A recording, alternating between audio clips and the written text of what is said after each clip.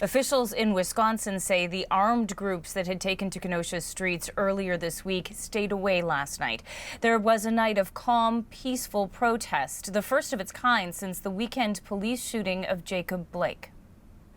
The crowds last night were small. There was a few hundred people, and they walked peacefully through Kenosha, and they did exactly what they wanted to do as far as the protest, to make people know their concerns, but they did it without violence.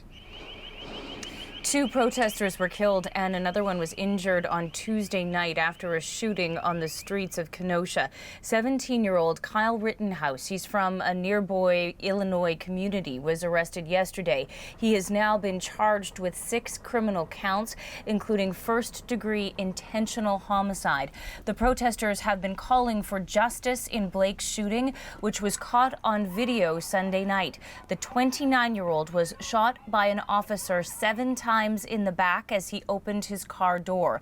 3 of his children were inside that car. He has been left paralyzed from the waist down. For more on the situation in Kenosha right now, let's turn to CNN's Connor Powell, who is standing by for us. What are you expecting tonight, Connor? Lindsay, we're already starting to see protesters out in the streets again tonight for the 5th night here. Last night actually was very quiet, very peaceful protests, a stark contrast to what we saw previous nights. You can see behind me some of the damage done from the protests that turned violent on the 2nd and 3rd nights. And obviously on Tuesday night, there was the deadly shooting that left 2 people dead and another seriously injured. That shooter, a 17-year-old kid by the name of Kyle Rittenhouse, he is now in custody. Police arrested him yesterday. He's expected to be in prison. We don't know if there'll be any violence tonight. The curfew goes into effect about 7 p.m. local time here. There has been a real effort to try to keep these protests calm and peaceful going forward because of the deadly violence that we saw on Tuesday night. Whether or not it will stay that way, though, Lindsay, it isn't really clear. But we are expecting more protests tonight. There are, as I said, a lot of calls not only by Jacob Blake's family, but other members of the community for peaceful protests. That's hopefully what we'll see over the course of the next couple hours here. Officials did provide an update, but they didn't take any questions. They stuck to prepared comments. How forthcoming are local officials being with information about all this? Well, I think that's the biggest frustration right now, talking to members of the community and other people in and around Kenosha, is just how slow the information is coming out of the police, also out of other law enforcement officials. There are 2 investigations. There's the state investigation. There's also a federal investigation. We understand both of those could take at least 30 days or so.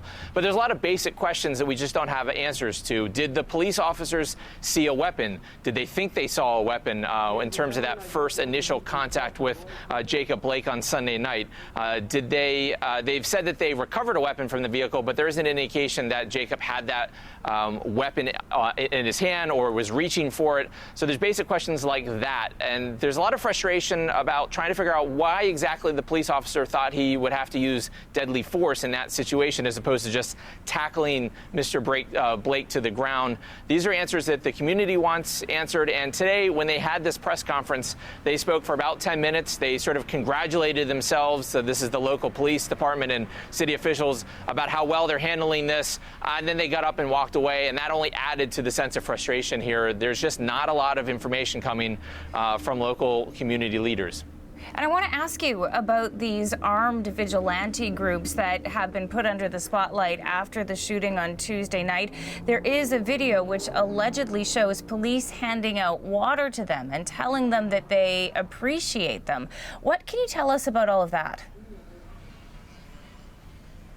That's the other thing that has a lot of people angry and frustrated, just really sort of disappointed in law enforcement here on Tuesday night when there were counter-protesters, pro-police protesters, many of them carrying weapons. They were seen receiving water from the police department. The police department, there were officers that were thanking these individuals who were carrying weapons for coming out and supporting law enforcement.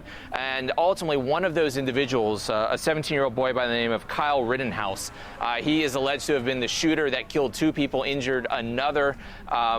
according to his social media personality online, he's somebody who liked guns, somebody who liked the police, and somebody who liked President Trump. He ultimately was seen on video shooting people. That has been captured on video. He was then seen walking away. Later, we understand his mother picked him up from that area, and then he was arrested today. He will be arraigned in court tomorrow, but there's a lot of questions about just how friendly the police were with not only him, but also with other members of the community here that were protesting in support of police, but also carrying weapons and maybe even pointing the weapons in the direction of other protesters. It's just one of the many frustrations here and questions that are being asked in this community right now. Thank you for the update, Connor.